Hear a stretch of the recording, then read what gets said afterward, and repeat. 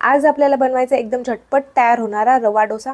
आता हा डोसा तयार करण्यासाठी आपल्याला मिक्सरच्या मोठ्या भांड्यामध्ये आपण 1 कप बारीक रवा घालून घेतलेला आहे। 1 चमचा आपल्याला यामध्ये बेसन पीठ घालायचं आहे। 1 चमचा आपण यामध्ये गव्हाचं पीठ घातलेलं आहे। आता मिक्सरला आपल्याला हा रवा बारीक करून घ्यायचा आहे। बारीक करून घेतलेला रवा मी एका बाउलमध्ये काढून घेतलेला आहे। यामध्ये आपल्याला अर्धा कप दही घालून घ्यायचं आहे, 1 कप पाणी घालायचं आहे आणि बॅटर आपल्याला छान असं मिक्स करून घ्यायचं आहे। अर्धा चमचा आपण यामध्ये मीठ घातलेलं आहे। बॅटर आपण छान असं मिक्स करून घेतलेलं आहे।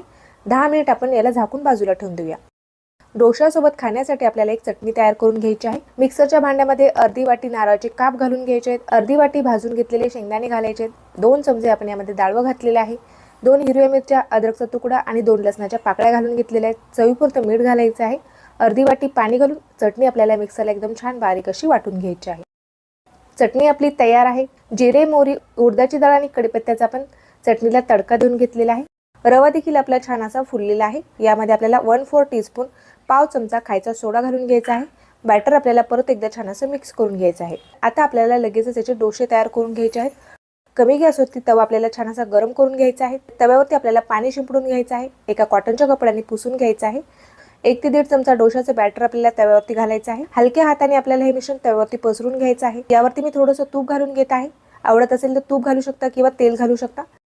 झाकण ठेवून आपल्याला 1 मिनिटभर याला भाजून घ्यायचं आहे। झाकण मी काढून घेतलेले आहे।